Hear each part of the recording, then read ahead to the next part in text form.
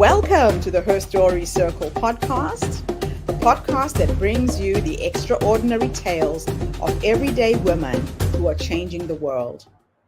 I'm your host, Gertrude Mache, and I'd like to acknowledge traditional custodians of the land on which we meet today.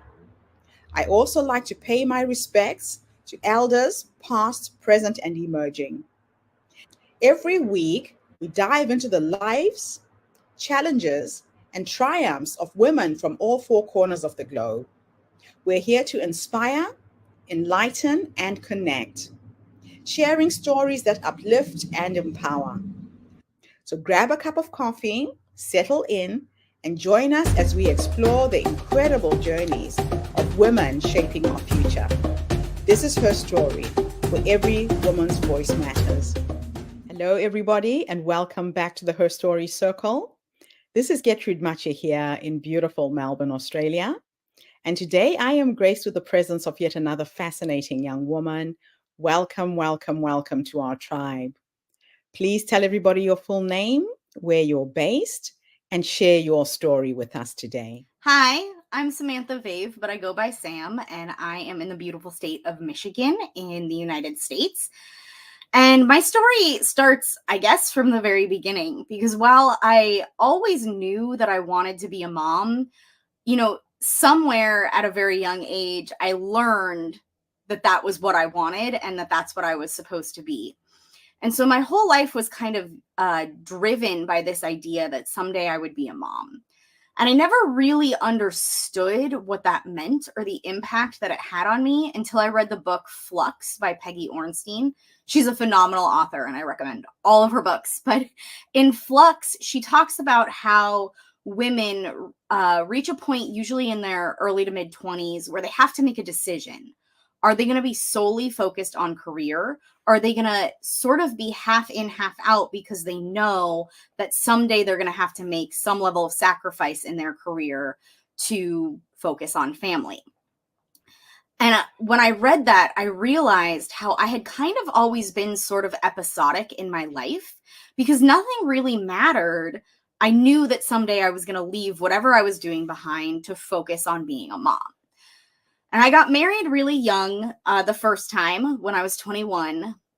And my first husband was in the Marine Corps. And I wanted so badly to get pregnant right away. I was young at 21, but I was surrounded by a lot of like 18-year-old moms who were already pregnant or getting pregnant for the second time. And they all had kids. And I just wanted it so badly.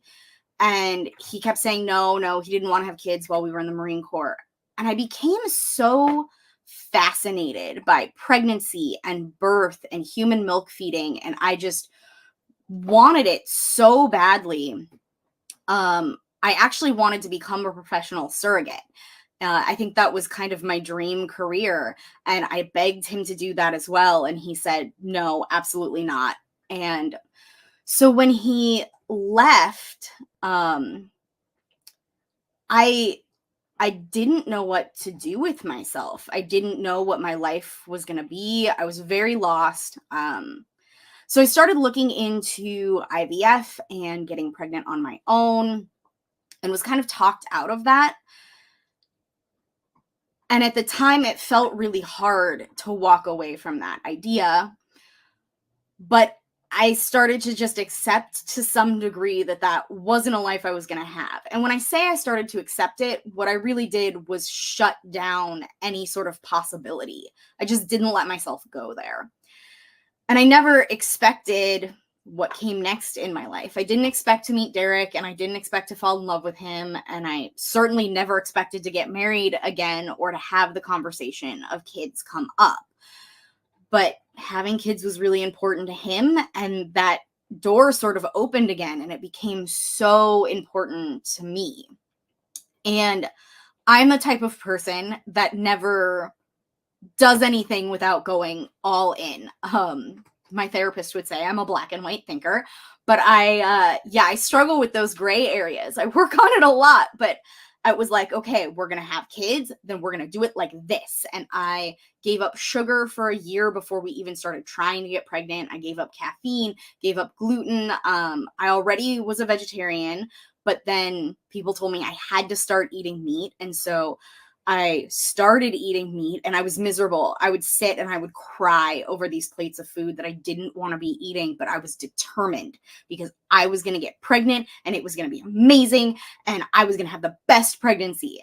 And it's kind of odd looking back and thinking, yes, me crying over a bowl of meat was what I thought was the best pregnancy.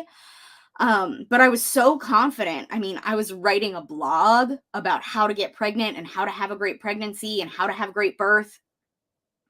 And I wasn't pregnant. And I thought we would get pregnant really fast. Derek thought we would get pregnant the first month. And when we didn't, he was really disappointed. And that kind of snapped me into some reality where I was like, okay, well, it doesn't usually happen like that. 3 months, it'll happen. And then 3 months came and went, and then 6 months, and then 9 months. And then we were in a global pandemic. And so prior to lockdown, becoming pregnant was pretty much consuming me. It was all I thought about. I was tracking everything. I was reading everything. I was watching documentaries.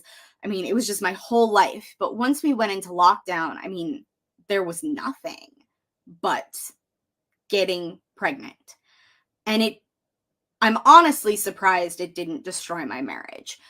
It destroys a lot of people's marriages. And it was just, it consumed everything. I stopped being a whole person. And I still wasn't getting pregnant. Actually, Peggy Ornstein has another great book called Waiting for Daisy, where she talks about her struggles with infertility. And while it's an incredible story, and I love the book, spoiler, in the end, she does get pregnant. And it gave me this intense sense of, see, she struggled the way I did. She went through everything I did, and she got there. So we just have to keep going. We just have to keep going. And so then the interventions started to get greater. I was dealing with a lot of horrible doctors, some that were good, some that were really dismissive, some that didn't understand where I was coming from. And it just kept getting worse, but I was determined. And so we did an IUI that was supposed to be, everything looked great. And I remember just sitting there watching the countdown until I was supposed to know. You know, we were going to get the results. And then I called and the woman's like, oh yeah, let me check your results. And then there's just silence on the other end of the line. And then she goes, oh yeah, your pregnancy test was negative. And so we went the next step to IVF, which was something I swore at the beginning. I was like, I will never do IVF. This is not what I want. I will never, ever do IVF. And you never know what you're going to do until you're in that moment. And how do you look at someone who you love and say, this is my line? And so we decided to go for it. And everything was ready for us to do IVF. We had the appointment scheduled, and Roe v. Wade got overturned, which, if you're not familiar where you live in the United States, Roe v. Wade is access to abortion care. And when that happened, I said, this isn't safe anymore. And a lot of people looked at me and were like, what are you talking about? This has nothing to do with trying to get pregnant. Like, you want the baby. And I was like, if you're not familiar with IVF or the infertility world, trust me, this is no longer safe. And now we're seeing that here in the States with how Roe v. Wade being overturned is affecting Alabama and other states, and what's happening with frozen embryos and all this other stuff. So I know I made the right decision, but it was so hard, and I fell into a really deep depression. And I'm a yoga teacher, and I am very lucky to be trained by Melissa Spammer, a phenomenal yoga teacher, and to be in her lineage. And I was on retreat with her, and I was just so broken. I didn't even know who I was anymore. And she said, just randomly, choose the life that chooses you. Choose the life that chooses you. And it hit me. It hit me like a brick wall. So much so that I have it tattooed on my body so I don't forget. And I thought, yeah, I can keep fighting and punching and banging my head against the wall and be miserable. Or I can accept the reality that I probably won't ever have the life that I thought I was going to have, and instead choose to love the life that I do have. And so now every day I try and focus on, this is the life that I get. So how do I make it the best life that I can? And I know that that's not for everybody. I know some people are going to see this and think, I can't believe you ever gave up. I know for me, I thought for a long time, just the fact that I could get to this point meant that I didn't want it bad enough. And because I didn't want it bad enough, I didn't deserve to be a mom. And you can get so in your head in that way that it's your fault. You have to want it more. You have to try harder. You have to this, that, or the other thing. But for me, I just couldn't do it anymore, and I had to learn to be happy. Wow. What an amazing story, Samantha. What a moving story. You know, motherhood is such a blessing and a gift, and something that most women aspire to experience.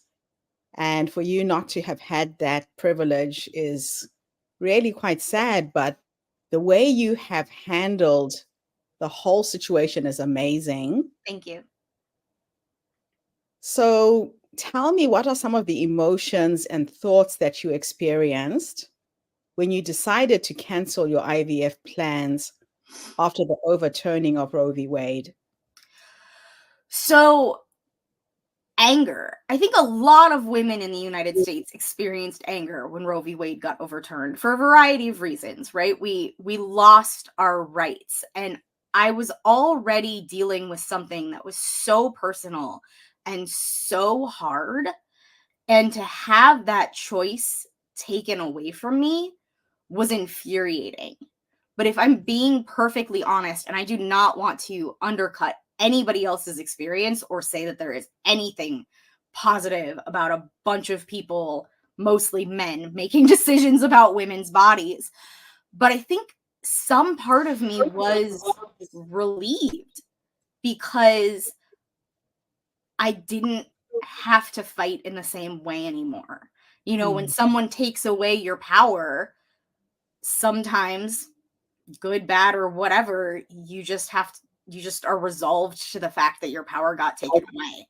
mm, mm, And that's, I would never say that that's a good thing, but it did offer me some degree of relief. yeah. Yeah. So, how has your own experience with infertility influenced the way that you interact and support pregnant individuals in your current role? So, you know, it's funny that you ask that because what eventually happened is I am now a childbirth educator, and I started that path not knowing that I wasn't going to get pregnant. I kind of started that path thinking, I'm going to use all this information for me, and then I'm going to squirrel it away and go off and be a mom. Um, and I'm not. And so Mhm. there are moments when I am like, what did I choose to do? Like, this was the worst decision I could possibly make. I will see people, pregnant people, I will have friends with babies, and I'll be like, I don't want to see your baby. Like, I don't know. And it's so hard. And then there are days when I'm like, yeah, I could have gotten pregnant, and I could have taken all of this knowledge to have the best childbirth that anyone has ever had. And then what? I would have gone and been a mom and hopefully raised an amazing kid or kids, whatever. But now I get the opportunity to help lots of people have Yeah. amazing births. And in a way, that's a bigger impact. I get to help more people, more babies. And so, yeah, I try to remind myself that this is bigger than me. It's bigger Yeah. than me and any kids that I would have. So, can you describe the kind of support or resources that are most helpful to you during your infertility journey? So, in the beginning, and I think anyone who's struggled with infertility kind of experiences the same thing, it's all about like the Facebook groups. you feel so alone. You feel Yeah. so alone that you just want anyone to talk to you. And here's the weird sort of caveat about it that I think is different than when you're struggling with other things in life. Yeah. Um, we have very good friends who struggled with infertility right before we did and made the decision to stop trying right before we Huh. started trying. And Okay. I couldn't understand. I could not understand them. And so then when it came to my journey, I didn't really want to reach out to the people that I knew. There's some level of fear that you're going to get pregnant and then it's going to make them feel worse, or Mm. that your decisions are just not going to be the same. And so, as much as you want support, you want sort of anonymous support. And so, Right. you lean into these groups, but it's like anything else with social media, it just becomes this hole and you're in it. And it was like hours a day. And I'm checking the first thing when I get up in the morning and who's, whose pregnancy test came back positive and who's came back negative and who's now Um, getting divorced because it was so awful, and how much money did this person spend, and you just get so into it that it becomes really unhealthy. And so yeah. it's so difficult because you need that support and that community, but you also need to not get sucked into that support and Yeah. that community. I mean, balance in all things, right? Yeah. Yeah. No, I can so see how it can work for you and against you at the same time. Yeah. So, what misconceptions about infertility do you think are the most common, and Hmm. how do you address them in your conversations or work? So I think one thing that's a pretty common misconception is that it's primarily the female. Now in my case, it was me, but that is not always the Always the case. case. Yeah. And I mean, right now we need to be aware that sperm counts are declining Very low. worldwide, but especially in the United States. Um, Mhm. we're getting to a point where people should start becoming kind of alarmed by this. Mm. And I think the other sort of, I guess there's two other really important misconceptions. One is that IVF is not a totally consuming, life changing thing. People expect you to just like keep going to work every day. And if you Mm. talk to any like full-time worker who's doing IVF, it's like it's insane. That's the other thing. You're on Etsy all the time looking at like medication management kits and all the things to hold your syringes and the cute little stickers that you put on there. And it's a whole industry. The Yeah. other thing, and I think is the most painful thing that people don't realize they're being painful, is when they say, why don't you just adopt? Why are you doing this? Just adopt. And it's not that simple. I mean, I know Mm. I know people who spent more than $50,000 adopting. I know someone who went bankrupt adopting. There are stories of people who spend years going through this process and never get a Mm. kid. There was one person on one of the Facebook groups who spent over $50,000 to adopt a kid, and in the final hours, it didn't go through, and so they Wow. lost the money and the kid and the time. And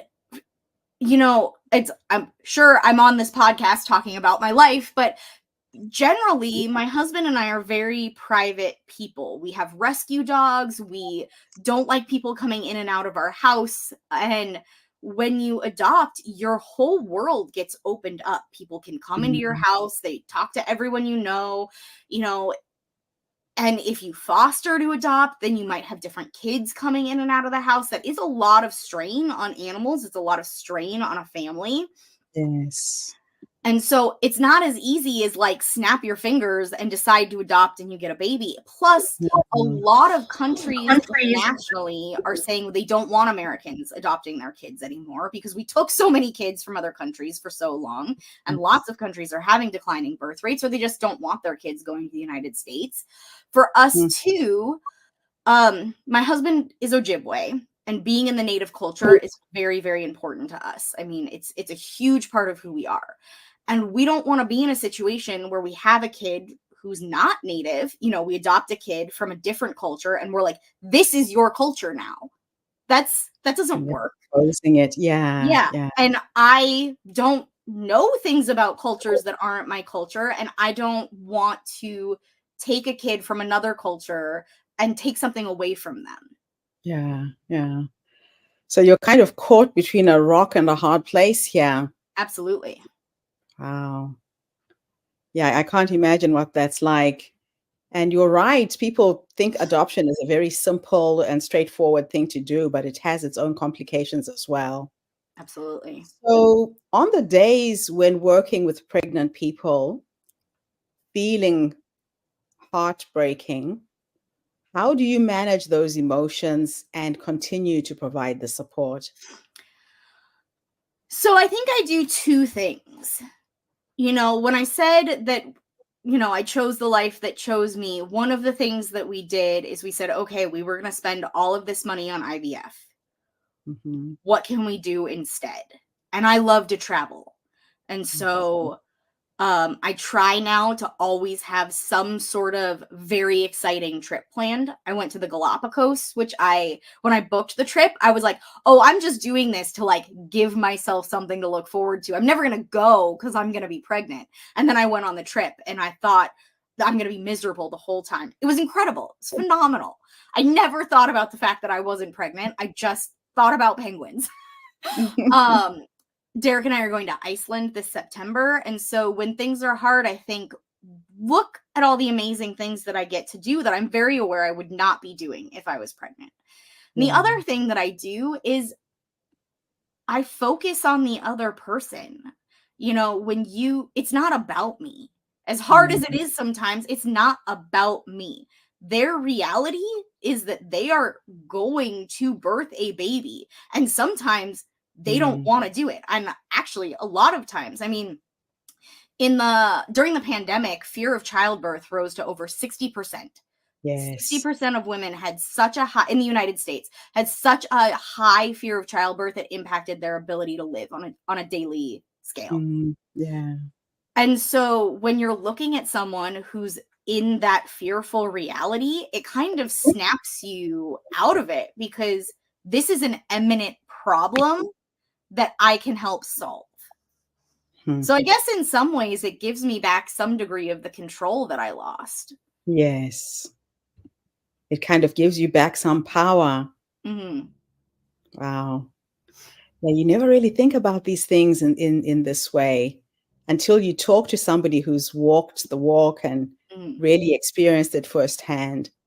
So, what advice would you give to those who are struggling with infertility and might be feeling isolated and misunderstood? Well, I think first off, you really need to know yourself and Mm, know what what you want out of life and what your limits are and what your motivations are. And that's so much easier said than done because like I mhm. said, I had a limit. I was never going to do IVF. And then when that step came around, it was like, no, yeah, I'll do it. I'll do anything. And I think we talk about that a lot in childbirth too. You have limits, but ultimately when things become life threatening, you have to make the decision to have that C-section even if you didn't want to. Yes. And sometimes life just happens. It just happens. So, particularly in my classes, we talk about how do you cope? How do you stay calm? What do you do when life becomes the thing that you didn't think you wanted, the thing you thought you couldn't do? Because you can do it. You Yeah. can. And it's such a hard thing to give advice on because you want to be positive. You want to say never give up, right? Yes. Never surrender. Goonies never say die, but sometimes you have to. And I think you have to ultimately prioritize you and your life and your day because ultimately it's finite. We only get so many days and we never know how many days we're going to get. So you have to Mm, decide how you want to live them and what you want to do with them. And maybe for you, it's worth it. It's worth it knowing that you'll never know the outcome and you're okay waking up sad every day. And if that's okay with you, then great. Never give mm. up. but it wasn't okay for me. I couldn't do it anymore. Wow. Absolutely amazing. So, how do you balance the joy of helping bringing babies into the world with the personal heartache that you sometimes feel? You know, okay, so I have a niece who is not really my niece. I call her my niece because her dad is like my best friend. He became my family. There was a point in my life prior to me being with Derek that, you know, we would call each other our automatic RSVP plus ones. So like if one of us got invited to a wedding, we could always RSVP plus one. But then if one of us wanted to take a date, we could just say, oh, never mind, I'm taking this date now. And Okay. yeah, he really became my family. And so his daughter, who was 8 when I met her, became very important to me, and she's still probably one of the most important people in the world to me. She just turned 16 and I'm very proud of her. Yesterday was her last day as a sophomore. But Wow. he is about to have a baby. And when we went out to breakfast as we do regularly, and he was like, I have to talk to you about something. And I was like, okay. And he was being really weird. And he was like, but I don't want to tell you until after we're done eating. And he was like really like agitated and kind of all over the place. And his grandmother had been sick. So I thought something had happened to his grandmother. And I was like, Mm. you're being so weird. And so I'm like, okay, we're done eating. Like, what's going on? He's like, let's go outside. Like, let's walk to the cars. And I'm like, okay, like, what is going on, dude? And he's like, kind of like pacing, and he's like, okay, I have to tell you something. And I'm like, okay. And he's like, you know, we're having a baby. And I was like, oh, no. He said, do you want to be a godmother? And I was like, Yes. what? And he was like, we're having a baby. And I was like, that's amazing. And I think there was a microsecond Mhm. where time froze, and it started to be like everything inside me was going to rip open. And Mm. so fast, it sealed back up. And I was like, this is incredible. And he was so scared to tell me. He was like, I understand. He straight up said to me, I understand if you don't want to be in my life anymore. Oh. And I was like, why would I want that? Like, Oh. I'm so happy for you. I'm so excited to be in this baby's life. I'm excited to Mhm. be a godmother or whatever. I don't like that term, so we're trying to come up with a better term. Um, and so I think you have to remember that there are different ways to have joy and Yeah. different ways to have kids in your life. And in some ways it's really nice because I can help take care of this baby and still go to Iceland. you know, you just have to get creative in your thinking. And so Yeah. often in life we have these ideas that are like, this is how you do this. This is how this is supposed to be. This is what this Yeah. means. And that's not true. Yeah. You Yeah. can be a family in a lot of ways. I love the way you've reframed all of that. It really just turns everything into something positive. So, are there specific policies or changes that you wish to see in the healthcare to better support those dealing with infertility? Yes, and actually, I think someday I actually wrote a science fiction short story about a woman sitting in like a government services offices, and it's very plain sort of room, and she's going through all filling out all of this paperwork, and what you come to realize in the end is she's applying for aid to be able to leave her job to do IVF. Okay. Um and when I wrote the story, it was like this far off like sci-fi kind of thing. But as infertility increases, I mean, we've already gone from 1 in 8 couples were infertile to now it's 1 in 6, which is Wow, crazy. a lot. Um, Governments are gonna need to start becoming more supportive of helping people get pregnant. I mean, in Japan, right, they have all of these, like, the government will give you wedding gifts if you get married, and they sponsor these like singles events that are incredible because they want people to get married because they need more babies to support their economy.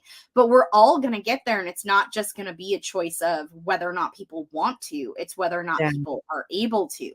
So more support. I mean, 100% insurance should cover IVF. I mean, it doesn't. I know so many people who get jobs at Tractor Supply Company or Starbucks because they can't, or Amazon. That's a big one. People will go get jobs at Amazon only long enough to cover their IVF treatment. Right.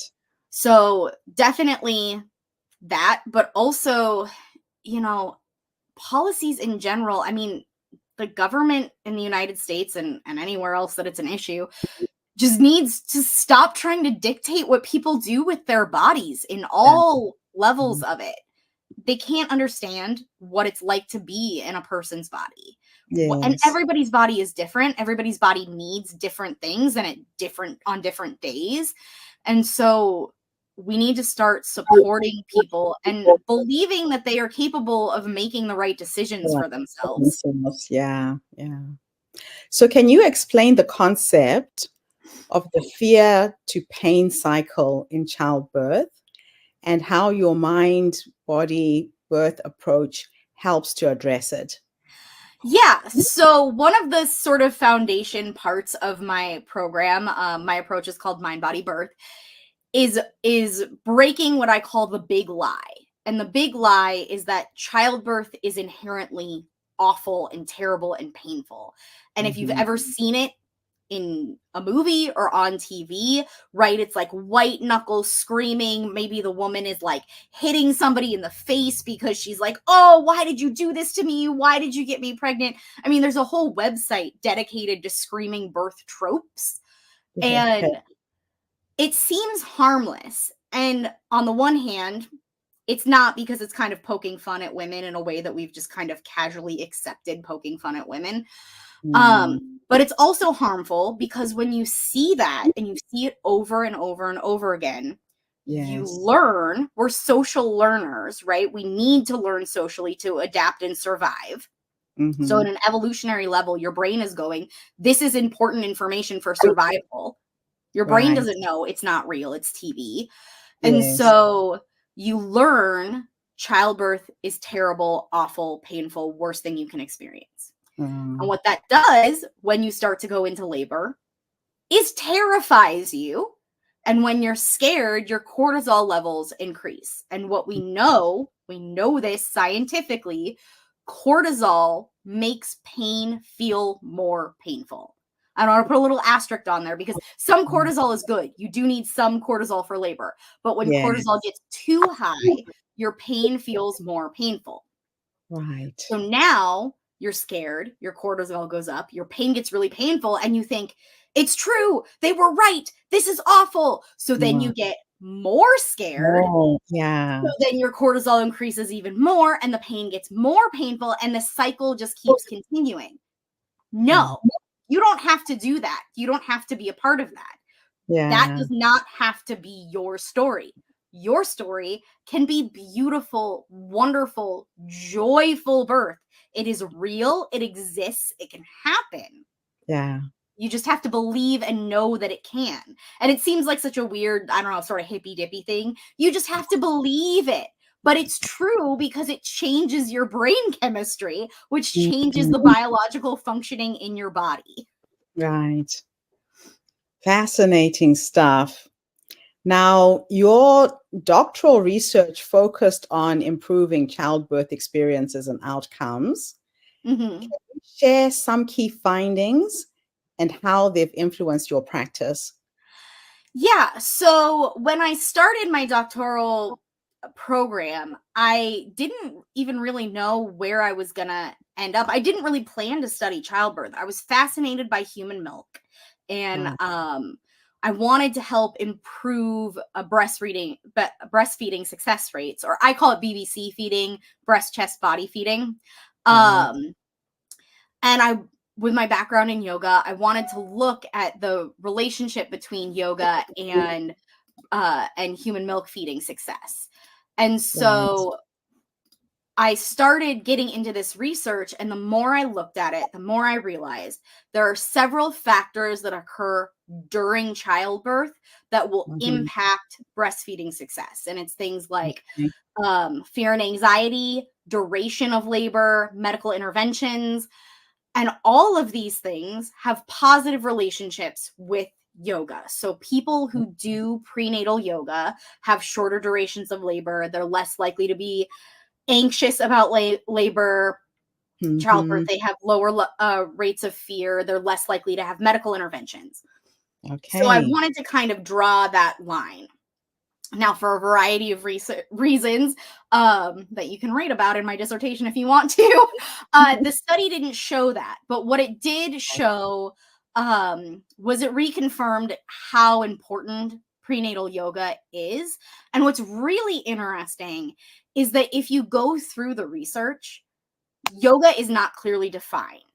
Uh, in Okay. every single study, the amount that they did, what yoga aspects there were. So, like, were they doing strenuous poses? Were they doing gentle poses? Were they chanting? Were they meditating? Were they doing guided meditation? Were they doing breathing exercises? It's different in every single study.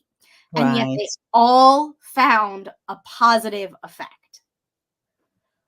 Okay. So, I think that's so fascinating. And I hope to do further research on that in the future. But yeah, yoga is just so beneficial if, Mm. and this is a huge if, any stage in your life that you're doing yoga or anything else that you're doing, if it makes you feel good. I Right. know toxic yoga studios. I worked in toxic yoga studios. I worked in horrific yoga studios that I cannot believe are allowed to be businesses. I've worked with abusive teachers. So if you are in a situation where someone is making you feel bad about what you're doing or what's going on in your body or what your body Mm. looks like, or if someone is telling you you have to do it like this, do you know that not everybody has the same number of vertebra in their spine? Mm. Not everybody has the same number of vertebra in their spine. We believe we all do. We Yeah. don't. Don't. And so Yeah. if everybody doesn't have the same number of vertebra, how can every yoga pose be right for everybody? Mm. Mm. How can we expect them to look the same on everybody? We can't. And I feel Considering your diverse personal and professional experiences, how do you ensure that your services are inclusive and sensitive to the needs of all families? so inclusivity is huge for me. Actually, when I went to write my website, the very first thing that I wrote was my inclusivity statement because it's so important. So I Yes. think I already mentioned that I prefer to say BBC feeding, right? Breast, body, chest feeding, because not everybody is comfortable with the term breast. I try to be very gender neutral in all of my language, very Right. aware that not everybody who gives birth is female. And a lot of Yes. people kind of back away from me when I say that. It's true. It's going to become more and more true every single day. Mm. Yeah. Um, Not everybody is partnered. Not everybody just has one partner. I Yes. always say support persons, or people, because hey, if you have multiple people that make up your couple unit or your coupling unit or your family unit, as long as Yes. you're happy and everyone's a consenting adult, great. And so be Um, it. I also try to remember that not everybody will be keeping the baby that they birth. And it can be so hard for someone who knows that they are giving their baby up. I hate that term. Someone who Mm. is giving the gift of parenthood to somebody else, Yes. Yeah. which is, I mean, coming from where I come from, that is an incredible thing. It An takes amazing gift. so much strength. It's Mm. yeah, it's an amazing gift, but that doesn't make it any easier when you sit there and a childbirth teacher is all like, "Oh, you're gonna love this baby forever," and all this stuff.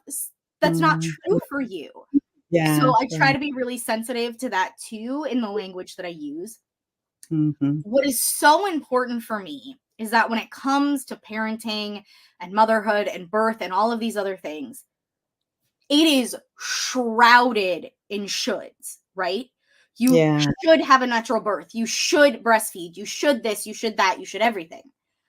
And you know what? I will say, if every single person had phenomenal free healthcare, and I'm talking like Germany free healthcare where massage is included, like 100% free healthcare. If we Yeah. had universal basic income, if nobody had any trauma, if breast cancer wasn't a thing, I would say absolutely 100% everybody needs to breastfeed. Mm, But that's not true. No that's one that's lives right. that life. And if Yeah. you are working 3 shifts at Taco Bell, or you're a nurse who's working 36-hour shifts or whatever else, that expectation is not appropriate That's for you. unrealistic. Yeah. And there's no reason that someone should feel bad about themselves because of the circumstances that they're in. So I say you need to make the best decision for you where you are at right now. And that Yes. decision can change tomorrow because things change and we get more information and stuff happens around us, right? But Hmm. you need to make the right decision for you right now in this moment. And whatever that is, that's the right decision. It doesn't matter Yeah. what I think or you think or anybody else thinks. It doesn't matter what your doctor or your pediatrician thinks. It's the right decision for you. So we Yeah. talk a lot about like one of the modules in my course is on medical interventions. And I do this not so that somebody's afraid of an epidural or somebody fights against a C-section.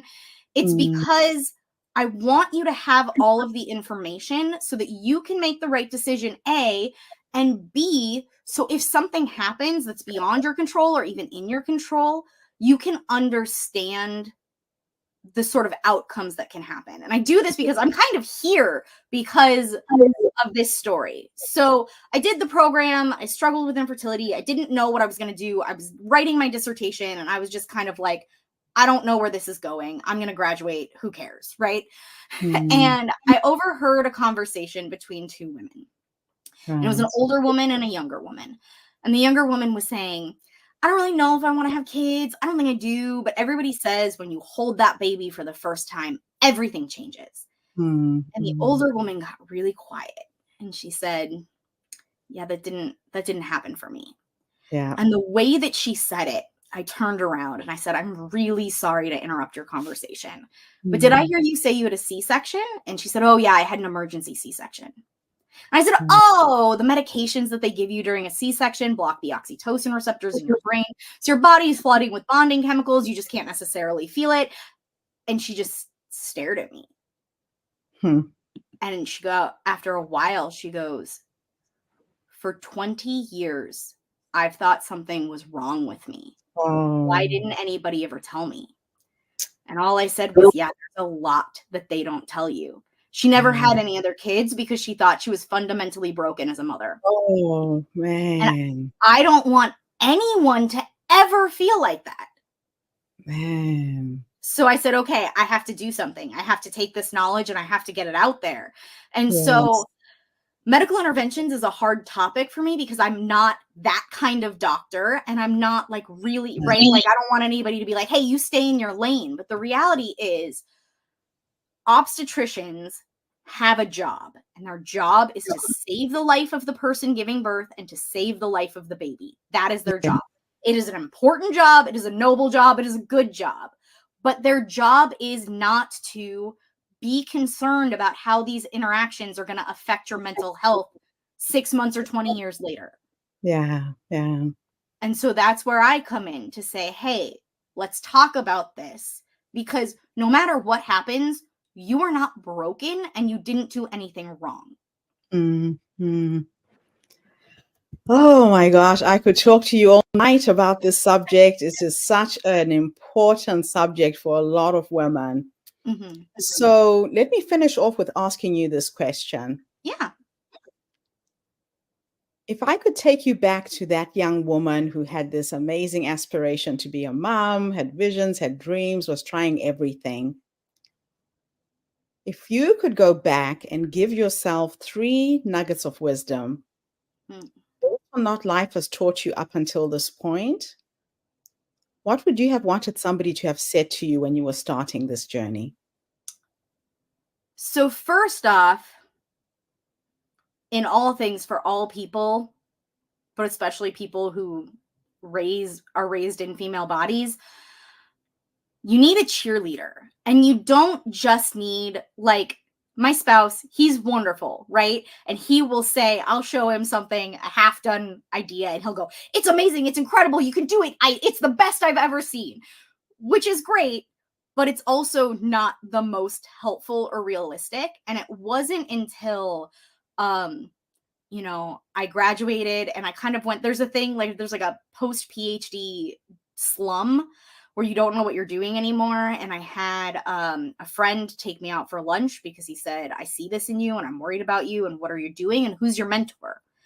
And then he connected me to a person who connected me to someone that she knew through her brother. And that person became my mentor. When I first met her, I'd sent her a draft of a journal article that I wanted to submit, and she sent it back, and 95% of it was redlined.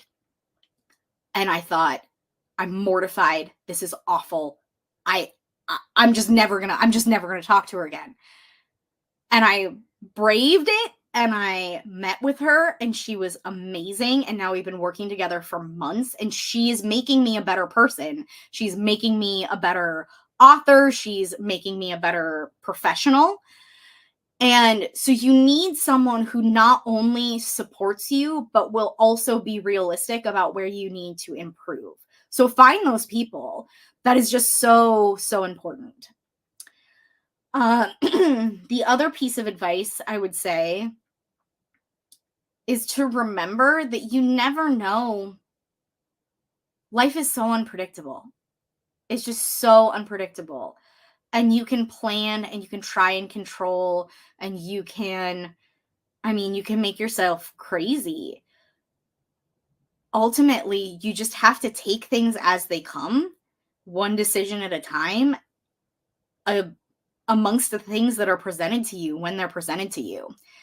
And it's hard. It takes a lot of surrender to accept as a human that you don't get to control everything around you. You don't get to be in charge. You just have to live your life, which brings me to the third piece of advice, which I wish I had gotten when I was younger, though maybe it wouldn't have stuck. But it's that Melissa Spammer advice. Choose the life that chooses you. And I had a conversation with someone once about it, an older man at a conference. And I was kind of telling him my story that I was in a difficult time and I felt like giving up and I got this advice. And he said, and you just, it emboldened you, right? And you just kept fighting. And I was like, no, that was how I knew it was time to stop fighting. And it's a hard, hard thing for us, I think, as humans to accept moving on to something else. But acceptance is a part of life. I love it. Wow, Samantha, you have been on quite a journey. Thank you so much for coming online today and sharing your amazing story with our community. It's a really important subject, a subject people try to avoid talking about. But what you have managed to do with your life and where you are now sounds like the right place. Thank you. So your advice from your friend was very, very accurate. Yes. And thank you to everybody who's tuned in today. The Her Story Circle is a platform that brings you the stories and voices of women from all over the world. We share our stories to inspire you, uplift you, energize you, and empower you. So tune in again tomorrow when I interview yet another amazing guest. In the meantime, have a fantastic day, morning, or evening, wherever you are in the world. And bye for now. Thanks again, Samantha. Thank you so much for having me. This was great. Bye for now, everybody. Thank you for tuning into the Her Story Circle podcast. I hope today's story has inspired you to believe in the power of our stories and the difference you can make in the world when you use your voice. I'm Gertrude Mache, and it's been an honor to share this space with you, where voices from all walks of life come together to weave a rich tapestry of diverse perspectives. Don't forget to subscribe, rate, and review our podcast to help us share these stories with more listeners. Follow us on social media by looking for the Her Story Circle podcast for more updates. And join us tomorrow for another episode filled with courage, resilience, and empowerment. Remember, your story matters, and together we're building a stronger, more inclusive world. Until next time, keep making